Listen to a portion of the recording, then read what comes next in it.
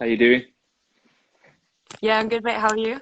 I'm okay. I had one of the moments there. I thought this ain't gonna work for some reason, but we got No, there. I've been trying to get it on my laptop so that it's easier, but for some reason it doesn't come up on my laptop Yeah, with the you, question. yeah, you can't go live on the laptops for some reason. I was talking to somebody last week, one of the lives, and Natasha Dewi, and she had the same problem, so she had to use her phone. Anyway, Okay. we're here. So, how are you anyway? You okay? Yeah, all good, Tra- all good. training today? Yeah, we did have training. It was a long and a late one today, but obviously we got a big game Sunday, so just preparing for Yeah. that really. Okay. So there's a lot to talk about. So we'll try and fit it all in. I'll try and remember it all. So obviously the whole reason I started this, as you know, we've talked privately, is just to try and encourage kids to play, encourage kids to get involved in creative things, touch on subjects that they're not really confident speaking about, offer a platform for them to speak up, and various other things, as you know. So talk to us about where you're from, where you grew up, school wise, and where it all started. Yeah, no worries. Just before I do, Mike, am I right in saying you're a Villa fan? Yeah, yeah, yeah, Yeah, okay. So I'm originally from Leeds. yeah. I'm a Well, big Leeds fan. I was Big game born, this week. actually, I was born in Doncaster. Okay. So, yeah, so we're rivals. We're rivals twice. Yeah, for sure. Yeah, no, so I'm from Leeds, from a little market town up there called Wetherby, and all my family is still up there. Yeah. And that's really where my football started. I started playing for Wetherby Athletic, which was my local team at the time. And actually, I'm a bit old, so when I first started playing, we didn't really have girls teams in the Okay. area. So I was gonna, yeah, And I was gonna touch on that. So, did you play at school? no, so we No, didn't because have we didn't have a girls' school team at primary school or secondary school. I've been I talking. did play with the lads in the playground. Yeah, well, I've been talking to that today to my friend actually about this, and it's still limited. There's no options for girls just to play in an all girls team at school. Um, and it's something that I don't know what channels we can check to try and change that, but maybe it's interest. Participation obviously is a massive issue, but if you could join a couple of years up and try and get a team for them, I think it's a good thing for them to do. So Weatherby was the first grassroots team you played for. Yeah, that's right. And I was there for 3 years, I think, but we never played in a competitive league because there weren't Okay, enough girls teams in the area. right. Um, so I didn't actually play competitive football until I was 13. Okay, And I joined a team called Rothwell Juniors, which was a little bit further down the road towards Leeds. I played one season with them at seven-a-side, and then I trialled for Leeds United and played for Leeds under 16s for a couple of years. yeah. Okay. So what happened after that then? So you're coming towards the end of school, you're at Leeds. What was the next stage for you? Yeah, so it's probably one of the biggest ones in my career, to be honest. I was lucky enough to get signed for the first team at Leeds at 16. Yeah, So I ended up going to play women's football in the Premier League, which is what it was known back then. yeah, yeah. And I also joined a football academy. So I went to a college that had a football academy assigned to it. Can you just talk a little bit about that? Because that's a massive thing now for some of the girls who are coach and some of their options that they want to take. Maybe American scholarships or some of the scholarships that they've now got with the pro clubs in England. There's a lot more now doing link ups and stuff. Yeah, 100%. And the outlook compared to when I was at school 16 years ago is a lot different. I've just spent 3 years working at a women's college academy, and it's far different to what I experienced. But they're so good now. I mean, I did a BTEC, but most places now you can do an A level or A levels or a BTEC. So it depends what if you're very academic and you want to go on to be a doctor or something like that, then it might be A levels. Um, I was a bit more into my sports and fitness and was thinking about Yeah, potentially being a personal trainer, so I did a BTEC. And then yeah, I actually did go to America on a scholarship after I finished at college. yeah. So I wanted to talk to you a little bit about that if we can. Um, so is that something that you enjoyed and you would recommend to players now? In terms of America, Yeah, because there's a lot of options for kids to go out there, isn't there, and play some college football over there on scholarships and stuff. But I don't really hear of many stories like yourself where you've played there, came back and had a career in football. Yeah, and I think nowadays the outlook of women's football in the UK is so different. Yeah, You know, 10, 15 years ago, the thing to do was to go to America because that's yeah, where the best league, that's where the pro league was. yeah. I actually only stayed out in America for a year. I enjoyed my experience there, but I didn't necessarily have a good relationship with my coach. So Right, okay, I decided I decided to come back that's and ended up interesting. having an amazing experience over here. So I Okay. think I know a lot of girls that have been and have loved it and have stayed out there, and either they're still out there playing or they've gone on to play in Europe or come back and played over here. But for me, it just wasn't the right decision at that time. Okay, so I suppose it's down to a lot of the fit for that person in individual as well then. So, Yeah, definitely. I mean, the girls that I coach, the under 14s at the minute. So, in a few years' time, I'd probably expect there to be better options for college scholarships with pro clubs for them to be able to stay in this country. That's what I'd hope for anyway. So they can take that option if they need, if they can. Yeah, definitely. And I think it's important to note that not all colleges are linked with pro clubs, but a lot of colleges can now offer those scholarships. Yeah, yeah, So, for example, Hartbury, where I was working before, we're not linked with a pro club, but we had some players on scholarship. And if they weren't on scholarship, you know, we did our best to try and link them with a club to suit their ability. So we weren't fixed to just one club. But, you know, there are a lot of WSL clubs now that do have academy programs, which are absolutely brilliant. yeah. Good, yeah. So something definitely worth for them looking into that career to check all those out and all the options. So back to Leeds. So you're a Leeds fan. You're playing for Leeds at 16. So I'm guessing it didn't get much better than that. A 16-year-old kid playing for your hometown club, does he? No, 100%. And I've grown up watching them. I still obviously watch them now from a distance. Yeah, yeah. And yeah, it was a great experience. We actually made the FA Cup final in my first year as well, which again is one of the highlights of my career. We didn't win. We got hammered by Arsenal, but for a 16-year-old, it was a great experience. Arsenal were the team in them years, weren't they? They were a good team. Yeah, well, that was the year they didn't lose a game, and I think they won 4 or 5 different trophies. So Yeah, I remember I spoke to Emily Westwood, and she was the same. She was talking about that team. So what after Leeds? What was the next couple of moves that you made? yeah, well, because of America, I obviously left Leeds and went over there. And when I came back, I ended up going to university in this country. Yeah, So I stayed close to home, and I went to Leeds Met University, and I joined a local team called Leeds City Vixens. yeah, And you know, I absolutely loved my time there. We were a Prem team, so what is now like Tier 3. yeah, yeah. And we had a great team. We had lots of girls in that group that had played in the Premier League and had really good experience. Yeah. So yeah, I just had 3 years of smashing uni football and playing futsal as well, which was a big Okay, part of my development. okay, And then playing for Vixens as well. okay. So what was after that then? Oh, you're testing me I now, want like. you just have a think about, like, obviously I want to talk about what happened to you with your injury and stuff, and so what can you remember up until where that nearly 2 seasons that I think you missed, didn't you, with a back injury, was it? Yeah, it was just one season, yeah.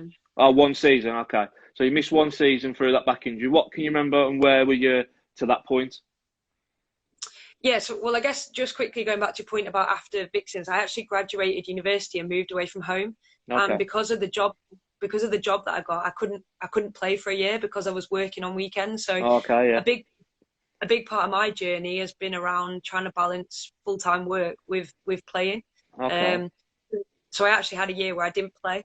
Oh, And wow. then I randomly ended up at a trial for Yeovil, Yeah, who at the time had just gone into the WSL2. And then I spent a couple of seasons there. I was captain in my second year, and then yeah, just picked up a back injury, which I think was because I was doing a lot of travelling to and from training and games and stuff, and I wasn't looking after my body in the way that I probably should have been.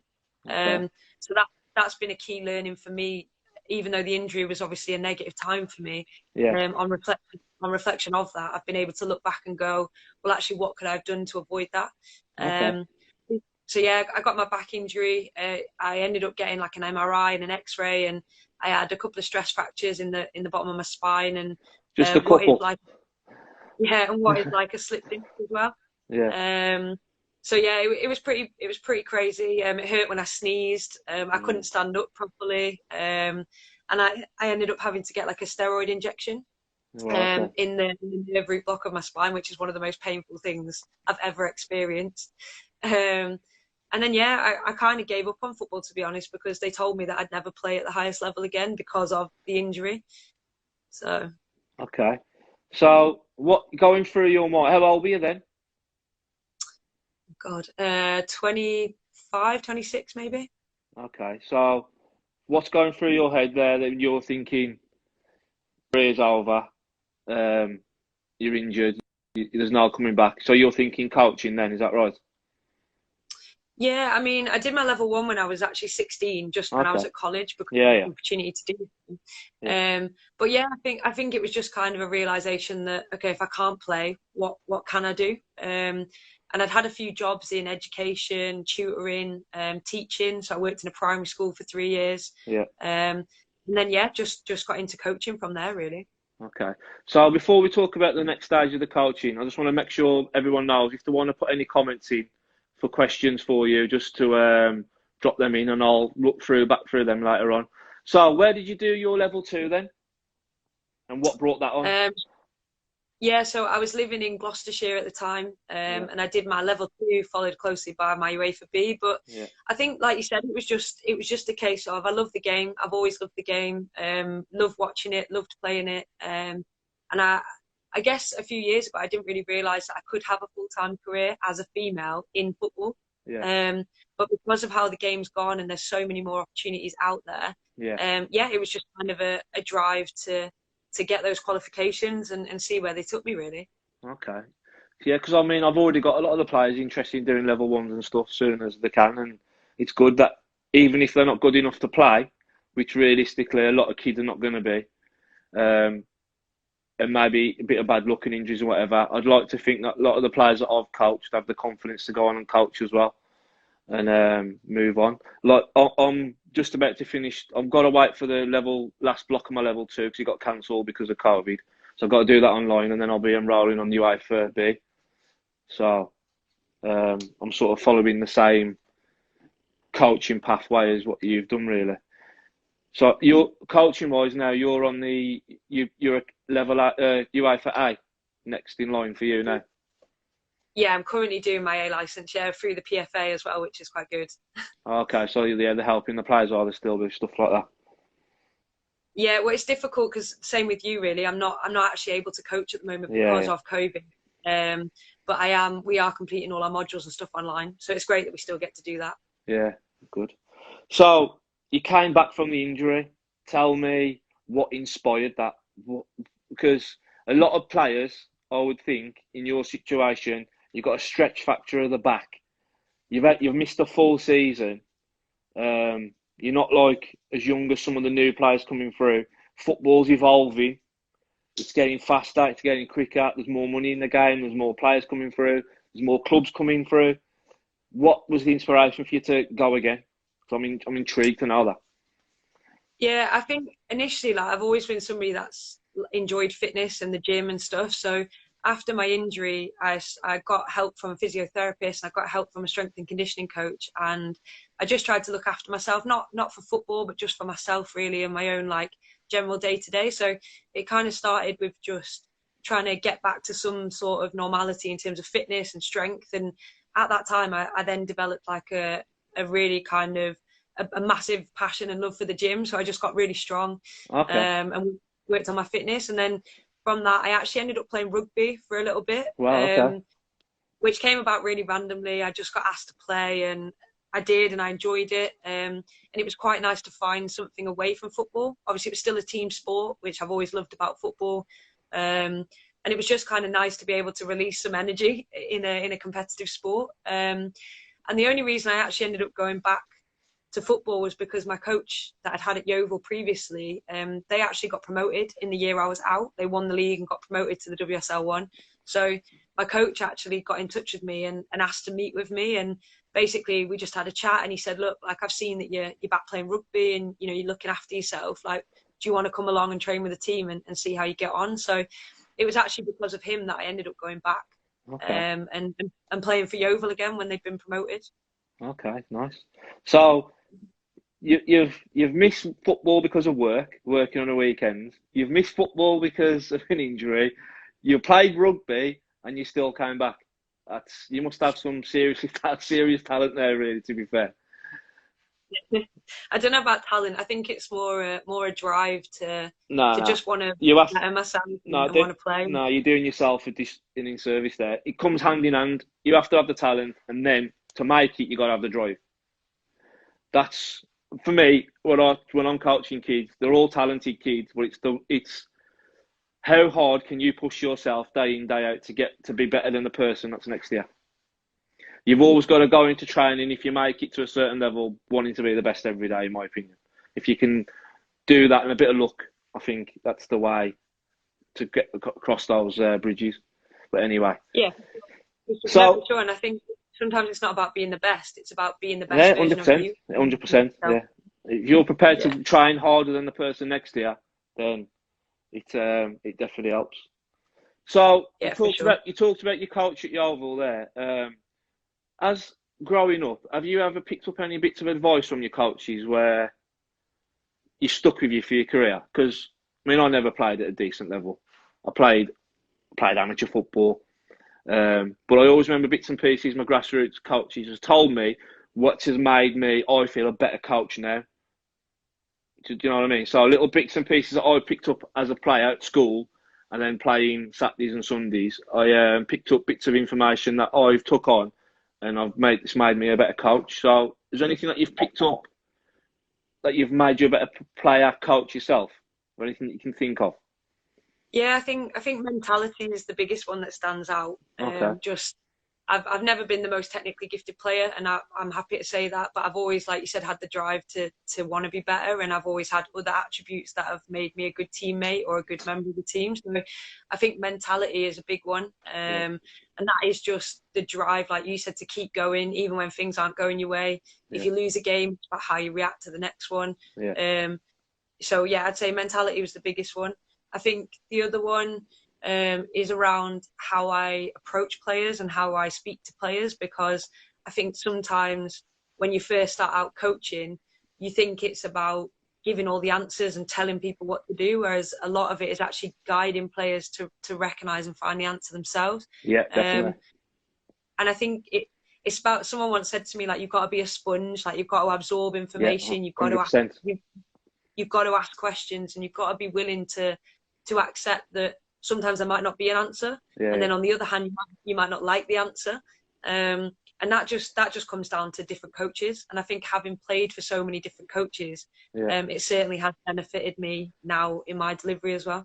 Yeah, I think there's going to be a lot of grassroots coaches that are watching this that are going to definitely understand that what you're saying is right. And I think that as a coach, depending on how far you want to go with it, even if you just want to stay at a grassroots level, it's about always be willing to learn and admit that, you know what, you got that one wrong this week, or this isn't working, let's try it differently. And definitely, like you say, speak to the players and let them figure things out for themselves.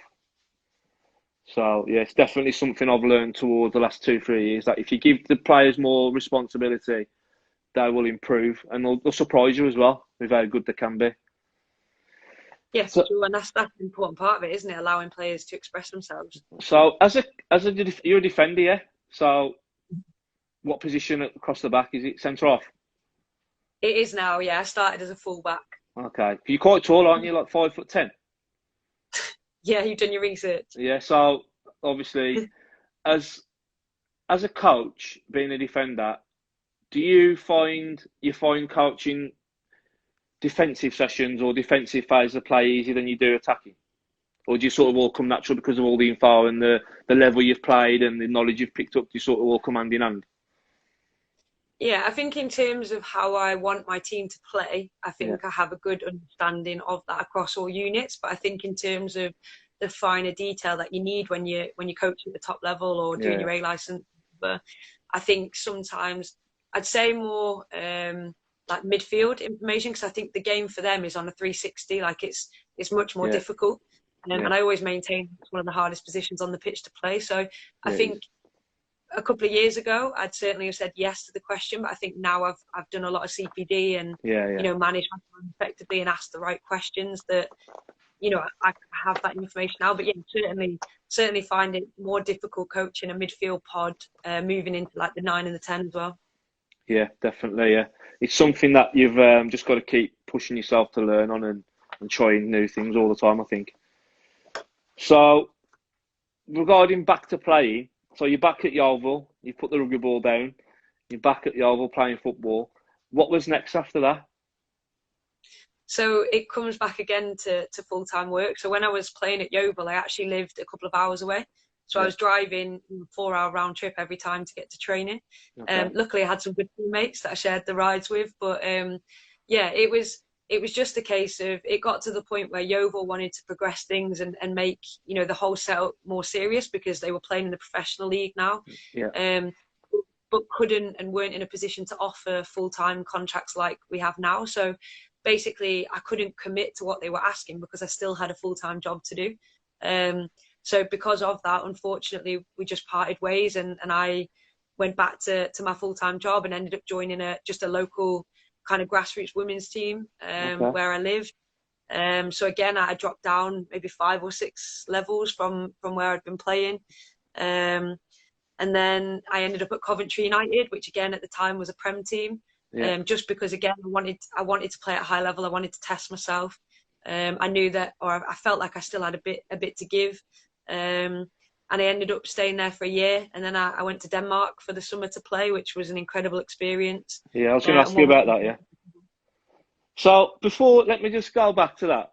You've left Yeovil to play for a local grassroots ladies team. How was that for you, being in that environment after playing at a level you've played? I think I would like to say it's one of the things that actually I have got in my locker, is that I've played at so many different levels of football. I'm not gonna swan around like I'm the best player in the world. Like, I've played at grassroots level, I've played at, you know, women's grassroots, I've played through the age groups, and I think you have to have that experience behind your belt, like or on your belt, for example. And it's one of those things where you have to be willing to help drive the standards of other people, and be accepting that actually it's not going to be the same level that you've been used to for a little while. But I think because I've already had that experience, I was humble to that and used to that, if that makes sense. Yeah. So you weren't just sitting there with your deck chair and your slippers and just winning everything in the air and getting it down and running past people? No, that's never been my game. Okay, so tell me the journey to where you are now and how you're playing for Aston Villa and playing at the top level. Yeah, so once I left Denmark, which again came down to full-time work, I could only go for the summer because I had a full-time job. I came back and I just wasn't really, I wasn't applying myself. I went back to Coventry and I just wasn't applying myself in the way that I should have been. I was working full-time, I was a mentor for the FA, I was coaching on the side as well. So I was barely training. Even when I was training, I wasn't a good teammate. I wasn't a good player to be around just because I was so tired. So I actually stopped playing again for about 5 or 6 months. And that kind of allowed me to, you know, get my head straight and have a think about, you know, do I still want to play? Is it time for me to retire and go into coaching? So basically that summer, I ended up trialing with Villa. I just had this like regret in the back of my mind that I didn't want to stop playing. I felt like I still had something, and I didn't want to regret not trying again, knowing that I was running out of time. So I worked with a strength and conditioning coach again for 6 to 8 weeks before my trial, and again I just got really fit, really strong. And then I went to an open trial with Villa, which at the time there was 16, 17-year-old grassroots girls that were trialing. There was players from overseas that were trialing. It was a massive mix. And then, from that, I just got offered an extended trial, and I trialled with the team across the whole of the pre-season, which obviously was like 6 weeks. The management must have just seen something in me and offered me, you know, a contract, which was obviously when we were playing in the Championship. And then that was last season. We went 6 points clear at the top of the league before COVID hit, and we're unbeaten. And then because of the way that the rulings went, we ended up getting promoted, which was awesome. And that's where we are now, I guess. Yeah. I mean, it's a tough league, isn't it? But you just got to keep working hard, and I think if you can just stay there this year, then keep building. So, one thing the kids love to know about, and the coaches as well who will be watching back. Talk to us about your general week. I want you to explain what it's like to train Monday through the week, preparing for the game on the weekend. Sort of what your schedule is, what your plans are, what type of diet you eat. If that's okay, if you want to have a little chat about that, because a lot of the young players, it'll be a massive part for them if they do break that barrier and have that opportunity. Yeah, of course. Well, it obviously depends how many games we've got in the week. So if we have like 3 games in a week, then it looks a bit different. But if we go like a Sunday to a Sunday, so if we've had a game on a Sunday, we'll normally have the next day off, just obviously to rest and recover. The following day, we'll probably have a meeting in the morning, which at the moment is done over Zoom or Teams because we can't meet in person. So that'll be like a review of the game that's just been. Then we'll have training, which normally would be a lighter session because it's, match day +2, whatever you want to call it. Those players that maybe haven't played will normally do some sort of top up. So they'll do a little bit of fitness or we obviously wear GPS units. So it might just be that they do an extra session to cover the distance and speeds that they need to. The next day, we'd probably again have training in the morning and then gym in the afternoon. So we have a couple of double days each week where we train in the morning, we have lunch, and then we'll have a strength session, and then the following one will be a power session. And again, the week kind of follows that pattern. So if it's not a gym day, we'll be in for a couple of hours in the morning normally. If COVID wasn't a thing, then we'd probably have individual, more technical sessions again in the afternoon. But because we're only allowed to be on site for a certain amount of time, it's changed it a bit. And then match day -1. Obviously, we're prepping for the game. We've got set pieces. We do a bit of speed work to get us up to match pace, and then obviously into game day. In terms of diet, we're actually really lucky at Villa that we do have a chef who provides us with food when we're there. So without COVID, that was normally breakfast and lunch. Breakfast would be things like porridge, eggs. Obviously, there'd be toast, yogurts, smoothies, fruit, like things like that. And then lunch, the food at the moment is incredible. So there's normally 3 different options. There's like a meat option, which will come with carbs and veg. There'll be like a fish option, and then there'll be like a vegetarian option because we've got a lot of girls that are vegan and vegetarian. So hydration is obviously really key as well. So just making sure we're drinking plenty of fluids throughout the day, not just when we're training. And then obviously it depends on a rest day. It might be that we eat more protein. But on a training day or the night before a game or whatever, it might be more carb based. Everyone's different. So for me, I like to take a lot of protein in. Obviously, maybe that's my age and getting DOMs, but it's kind of different. I've seen the weights that you can lift. No wonder you're having the protein. So, going back to like your sessions during the week, Natasha Day was saying to me that like they don't like you to be out there too long. Like she'd love to be out there practicing, doing extra finishing and stuff, but they don't really like you to do it. They're trying to protect the players. Is that something that you have to deal with as well? You can't really do that extra bit if you wanted to. Yeah, so it comes down to loading. And I think because a lot of us are newly professional, like there's a few girls that have been pro before, but for pretty much half the team, this is our first year of playing professional football. So the last thing we want is to get burnout, in a month's time. It's the most important part of the season. So our sports science team work really closely with the coaches in that regard. And so it's about loading. We do have the option to stay out after sessions. And occasionally coaches will put on some extra sessions if they feel like the players need it. But we are limited by our loading, definitely.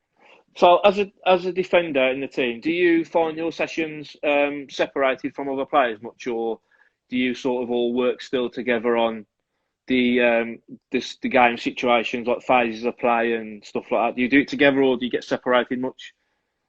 Yeah, it's an interesting one because I don't know if you've seen, but we've recently had a new coach join the coaching team. Right, so his approach is very different to maybe what we had before. So his approach is very much game based.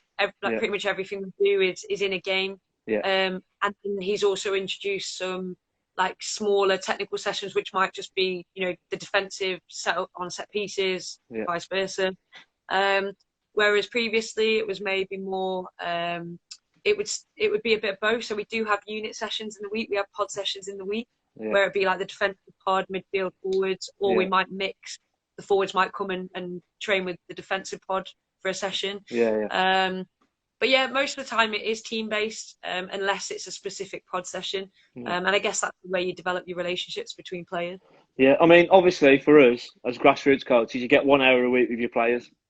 So it's like, I like to just push a good, nice, quick speed warm-up and then straight into gameplay situations, really. Because I think that's the best way for them to learn as much as they really can at this age. But as a uefa candidate, are you at the training sessions thinking, oh, what's he doing here? Well, I know you can't say like, because you might get hammered at training. But do you ever feel like, oh, maybe we could do this differently, or have you ever chucked any ideas in there to sort of to change the session up? Yeah, I mean, I think football is a game of opinions, and I think whether you're a coach or not, there's going to be sessions that you absolutely love, and maybe sessions that aren't your favourite. I'm quite lucky that the staff at Villa are very open to having conversations with us. Excuse me. And because they know that some of us are doing our coaching badges, they will ask us questions and they'll ask us our opinion. And I've certainly had a few meetings with the coaches, and we've just gone off-piste a little bit and spoken about coaching and spoken about football. So, yeah, I'm really lucky that I'm working with 4 or 5 incredible coaches that I can bounce ideas off or ask questions about. So if I haven't understood why they've approached the session in that way, they're more than willing to kind of answer those questions and help us out. So, yeah, it's a really good kind of two-way system. Okay, good answer. Nice. So before we push on to what's after football for you and some of the questions that have come through, I want to touch on what we spoke about privately and mental health with people at the moment, and especially kids and young adults. Talk to me about if you've ever come across any issues in your life, not just in football, or anything regarding social media, or anything that's pushed you to feel like mentally like you're struggling or anything like that. If you don't mind talking openly about it, because I tell you, there's going to be people who watch this who have had some tough situations recently, and I'm trying to give them options and ways they can seek help. Like I'm sort of trying to do a few courses here and there just to try and understand and be there for the players more than anything. So I'll just touch on that for me. Yeah, 100%. And I think it's quite a hot topic at the moment.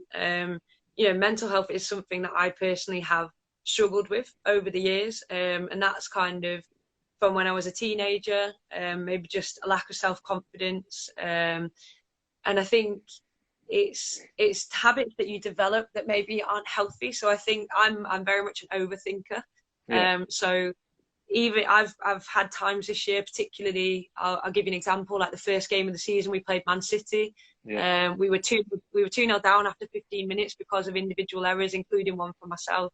But then we went on and played really well, and actually we had some good reviews because we were a new team. You know, we'd taken City 90 minutes, but after that game I couldn't sleep. I went on social media and I read lots of nasty things that were said about myself or our goalkeepers, and you know, from that point I had a really horrible 3 or 4 days, and I just couldn't get out of it. When we played City the not so long ago, we lost 7-0. And as soon as I got on the coach after that game, myself and a couple of my teammates had a message from an Instagram account that was threatening our families and basically not saying very nice things. And it's one of those things, I think, that you've got to be prepared to not accept it because it's not acceptable. But if it happens, it's about knowing how to report it. And actually we're really lucky now in the Midlands that we've got a designated police officer that works against football, like hate crime. But I think away from football as well, mental health for me has been something, like I said, that I have struggled with. And I think it's about finding ways to cope with it in your own way.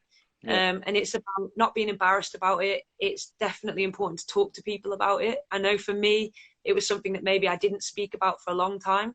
But once I did, and I opened up to people that I trusted, it made me feel a lot more comfortable that I was accepted, even though I was feeling all these things, and I Yeah. wasn't the only person that was feeling that way. So it's not just football. I actually think football helps me in a lot of ways because it's a team sport. It's my outlet, it's my release. So even though now I suffer a bit with performance anxiety, I think away from football, it's okay to have these feelings, and it's okay to have bad days, but it's finding things that work for you, and talking about it to somebody that you trust. Okay. So going back, I mean, I think for kids now, I mean, 12 to 16-year-olds especially, social media is a real problem for kids. I mean, obviously it can be used in positive ways as well, and there's a lot of opportunities out there now with social media. Like I spoke to an artist last week or beginning of the week, I think it was, local artist from around here, and he was like encouraging using social media to push your career in art. So get it out there. But obviously there's trolls everywhere. No matter what you do, there's always going to be people putting nasty comments, racial comments, sexuality comments, and I think that there's got to be more done to sort of verify these people who are joining, so we can sort of put a block on them and try and stamp it out, really. But I've noticed with a lot of my players, boys and girls that I coach, anxiety is a big issue. And I've got a couple of players who suffer with anxiety in both the teams that I coach, and it's hard for me because I can't help them at all, really, other than talk to them, tell them that what they're doing is absolutely fine. They're under no pressure to perform well every week, as long as they're trying their best, being respectful to each other. It's all you can ask of a kid. But trying to figure out what can help with anxiety as a player like yourself, is there anything you could probably give help-wise to sort of help them try and start overcoming it? I know it's a difficult question, but if you can sort of give just one little piece of advice that might, you know what, I'll try that. Yeah, I mean, to be honest, I'll be open and say that anxiety is something I've suffered with, and to the point where I've had like a couple of panic attacks and things like that. So it's not uncommon. And actually, it's something I've been working really hard with my coaches on, about how to overcome it, particularly if I'm in a training session and I can feel it coming on, or if I know in the morning that I'm having a bad day and I can't explain, and I don't know what makes it better. So yeah, for me, the things I've tried recently that have really worked is I've actually started meditating. Okay. And I know some people might laugh at that or whatever, but you know, it was something maybe 6 months ago I would never have considered. But I try and do 5-10 minutes a day, whether that's first thing in the morning or last thing at night, and it really helps. It really helps. Just kind of, the silence is almost what your brain needs to slow itself down and kind of organize your thoughts. There's also, I've kind of got into reading as well, and not necessarily reading about anxiety and how to cope with it, but reading again gives me a distraction. It takes me away from where my thoughts might be. And then the only other thing I've done that I've found really helps is writing things down. And there's a few ways you can do it. It's either writing down what your fears are, writing down what you feel anxious about, and then trying to come up with a solution to that. Because once I write down, you know, I feel anxious because I'm worried I'm not going to play well today. I then read it and I go, well, that's silly because I haven't played yet, and actually these are the things that I'm good at. And then I'll list the things that I know my coaches think I'm good at, so they'll hopefully help me in my own head go, okay, I don't need to worry about not playing well because I know that I can do this well, and this well, and if I do this well, I'll play well. And I think the other side of that is something called a gratitude journal, to give it a fancy name, but each day trying to find something that you're grateful for and something that makes you happy. So even if it is something really stupid, like I've just spoken to my best mate on the phone, or you know, I've just watched this on Netflix which has been great, or you know, at practice coach told me that I did this really great pass. It helps bring your mind back to a positive state, and allows you to be able to reflect on something positive, and shows you that, you know, the world isn't necessarily a bad place and it's not falling apart. And even though you're feeling these things and you've got this anxiety, that there's still positive things to find, if that makes sense. Yeah, it makes a lot of sense. Amazing answer, to be fair. A lot better than I expected. So it's going back to the meditation thing, is there any sort of websites or maybe apps for the kids can download that they can use to sort of help? Because obviously I can't. You're not just. I'm guessing there's sort of a routine you can follow and stuff like that. So is there anything you could maybe advise there? Yeah, I mean, I use Headspace, so there's an app called Headspace. Okay. You do have to pay for it, but luckily I know somebody who works in the NHS and they get it for free at the moment because of obviously Okay. COVID and everything going through. So Okay. I think you can download it and you can get some of it for free. So Yeah. I definitely recommend that because that's got loads of different things on it. It's got meditation, it's got workouts because Yeah. obviously Okay. that can be great for the brain. It's also got stories. So if you struggle falling asleep, so like Yeah. after a game, I really struggled to sleep because I'm constantly thinking about what I've done well or what I've done wrong. So the stories are great because they're just really calm. They're probably stories about the most random things you could ever imagine, but it takes your mind away from, the Yeah. anxiety, thoughts and feelings. Yeah. So yeah, I use Headspace, but there are loads of apps out there. I can't think off the top of my head any others, but Yeah. if you Google it, honestly, Yeah. Yeah. there's Well. tons of. Yeah, what I'll do, obviously, when I put this out there later on YouTube and Facebook and whatever, I'll add some links in and see if I can find some bits and pieces. But for me, I mean, the only advice I've tried to offer the players who might be struggling with the lockdown and not being able to play. I mean, there's young kids like 11, 12, 13, 14 who have gone from seeing friends every day to seeing nobody. Similar to you, if I, even on a Saturday morning with the girls or a Sunday morning with the lads, if I lose or we play bad, it does me. It proper does me in.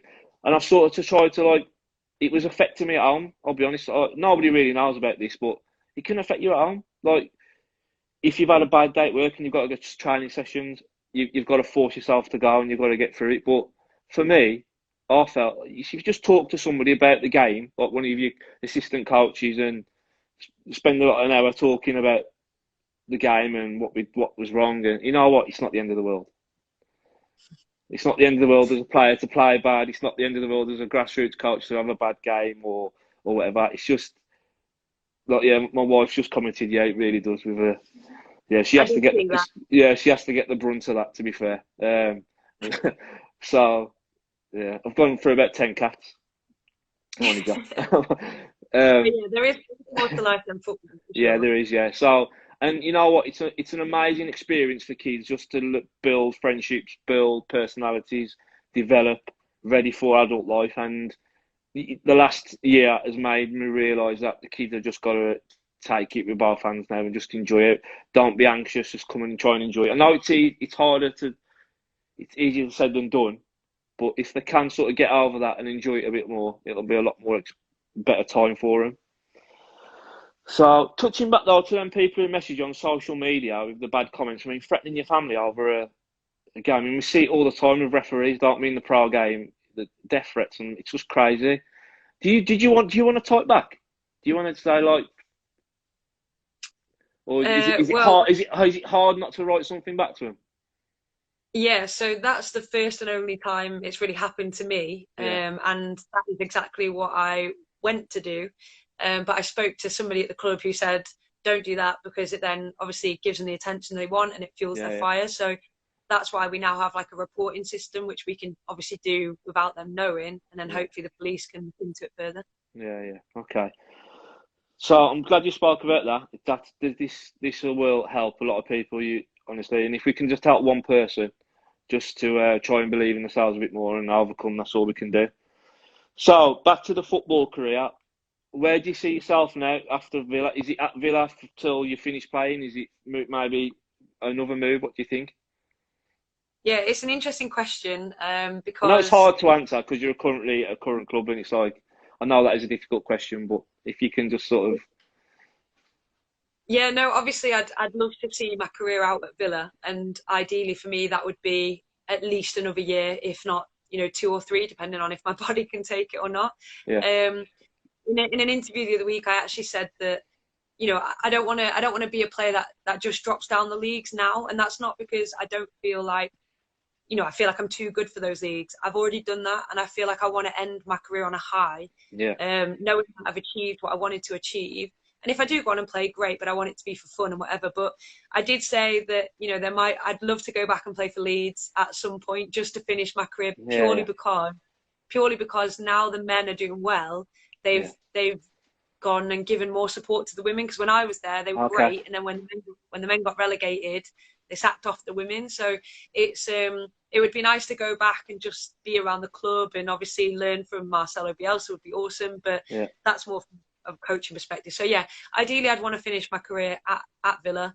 If I don't get another contract offer, then it's going to be a real question around, because I want to go and coach abroad, so it's going to be a real question around, do I go and coach, or do I stay here for another year and play at a different level? Why abroad? The weather? Just to get experience. I mean, when I was in Denmark, I really enjoyed learning about the different culture and the environment in terms of the football. And I think women's football at the moment's got massive scope to expand across the world. So I feel like there'll be lots of opportunities to go to another country and make a really big difference with my experience and knowledge, and develop a girls' and women's pathway. But then don't get me wrong, my ideal is to work in the pro game in this country, but I'm not ready for that yet. So I need the experience to get me there. Okay, no, that's interesting. So back to Bielsa. Is he the real deal, or is he a myth? What do you think? I think for me, like having watched Leeds for the last 10 years, he's definitely the real deal. And I mean that from a coaching perspective. Like he's got players in that squad that have absolutely transformed under him. And I know that lots of people hate the amount of like press and coverage that Leeds are getting, but if you could go and watch them live, it'd be very different to watch them on TV, because you could actually see the intensity that they play at, and it is phenomenal, and that's why the pundits love it. But it's risk reward, isn't it? Like as a coach, would I always stick to one game plan whether I won or lost? I don't know. I'd like to think I could manage a game plan to win a game. But I love the way that he sticks to his guns and he demands more of his players, and I think that's great. I think it's a different approach that I've never really seen before, and for it to be my club obviously means I pay more attention to it. So yeah, he's got some good players there. It's sort of funny though, because I look at the team and I think, could any of these players play top four teams? And I'm not sure, but when they come up against some teams, they can absolutely rip you apart. Like Patrick Bamford against the Villa with last game, he turned into Ronaldo. What was all that about? Yeah, crazy, isn't it? No, I agree. I think if you brought in a different coach to that team now and he asked them to play a different way, I think they'd be completely different. And I think if, like you said, if one of those got signed for a top four club, you know, would they play the same way? And I agree with you. I don't think they can. It's interesting. Hopefully they have an off day tomorrow. Sorry. No. So yeah, I mean, I'm going to look at some of the questions now, because I don't want to keep you too long. I know you said you'd take as long as you need, but I don't want to keep you too long. So let me have a little scroll through. A lot of people joined, so I've got to go back a little bit. A couple of good comments. Legend of the women's game, inspiration to loads of young female footballers. Another one, insane coach. I think that's a good thing. I'll have to go back and see who that is, and I'll give him a tenner later. Yeah. A fighter, an inspiration to youngsters, and a true legend. So these aren't, obviously this is a general opinion about yourself, so you should be proud of what you've done and where you've come from. How do you stay motivated when recovering from an injury? That's a good question, that is. Yeah, it's a very good question. And you know what? There's players in my team at the moment that have had far worse injuries than I have. But I think with football, the best thing about it is that it is a team game. And I think when you're injured, you know you've got good teammates and a good team around you when you're getting texts and you're getting messages and you're getting arms around your shoulders when you're on the sideline doing your rehab and they're obviously training and playing. So I think first and foremost, it's knowing and trusting your teammates to pick you up when you are having your bad days, and your coaches as well. I think coaches have a responsibility to check in with injured players and make sure they're doing okay and make sure they're on track. Yeah. I think it's about knowing that there is an end point, like there is a time that you're going to get back, whether that's a year, whether that's a week, whether that's a month. It's about doing what you can in that time to make sure that when you go back, you're even better than you were before. Yeah, good answer. What drew you to joining the mighty Villa? It was actually Gemma who was the coach at the time. I'd met her. We used to do the same job, weirdly, at different universities, and I'd met her at a conference, and I just thought she was brilliant, like how she saw the game, how she talked about football. So I actually went to a previous club because she was coaching there, and she left within a month, and I was out. Cheers, Gem. But yeah, I just had heard a lot of good things about her as a coach, and I'd met her, and I really respected her and looked up to her, and I just knew that if I was ever going to play under her, that I would develop so much as a player and enjoy my football, which I have done. Another brilliant answer. So, do you have much before I ask this question? It sort of links in. Do you have much to do with the men's club and the two setups? Do you get involved with each other much? Obviously, it's probably difficult now, but yeah. So the men's side actually are very supportive of us, and Christian Perslow has been massive for that. You know, we are lucky in what we have and the facilities and the provision, and he's been a massive part of that. Obviously with COVID, we're actually training, so we both train at Bodymore, but on separate sites, because we're not allowed to mix. Whereas last year, we trained in the evening on the same site as where the men train. So we wouldn't necessarily mix, but occasionally, like Jack Grealish, for example, was always doing extras in the gym, so we'd bump into him. I know the girls had a team photo with the men last year. I couldn't go because I was at work, but they had a mixed like team photo, which was pretty cool. So we don't have too much at the moment, but I think COVID maybe had a bit of an impact on that. okay. So, who's your favourite men's Villa player at the moment? Villa player. Do you know what? Obviously, Jack Grealish is absolutely incredible, and I love the impact that Ollie Watkins has had. I think he's been a great signing, but it's got to be John McGinn. I think he's one of the most underrated players in the Premier League, and I love watching him. Yeah, okay. He seems a bit of a character as well around the club. Yeah, exactly. He just seems like a really good guy. Yeah. Let's see what else we got. Has she had the orange twirl yet? She will get it. Somebody's put in Bulldog Spirit 85. Oh, Brian. Yeah, no, I haven't had an orange twirl yet. I'm still waiting for one in the post. Somebody said a legend. Okay, I've got some questions in the. Okay, so who's the hardest player to defend against in the WSL? Good question. That's from Phil. Phil's actually the my coach who helps me with the girls. Okay, hi Phil. In the WSL, well, in training, it's definitely Mana Iwabuchi. I think she's megged me at least 600 times since she's been here, and she's only been here like a month. Okay. She's an unbelievable talent. Yeah. In terms of opposing players, it's such a big mix. Obviously, Pernille Harder, who plays for Chelsea, is a great player. Same with Fran Kirby. I haven't actually had to defend against her yet this season. Okay.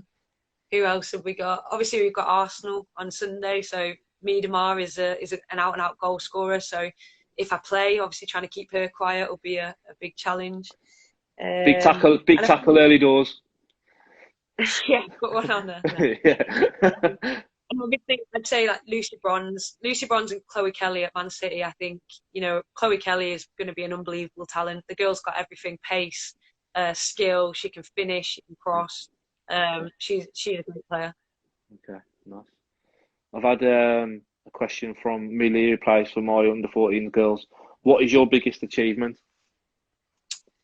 Good question, Millie. Biggest achievement, I would say getting my pro contract at the age of 31. Okay. Yeah. I mean, you've come back through a tough journey, to be honest. Like, it's an inspiring story, really, to be honest. You've come back from what you have to play in the WSL. So I think that's pretty much all the questions covered. So thanks so much for coming on. I genuinely appreciate it, and obviously, I'm trying to do it for just raising awareness for young players and other people who just might take some inspiration from it or just get some piece of help. So I appreciate you talking about the issues that you've had and talking about your career.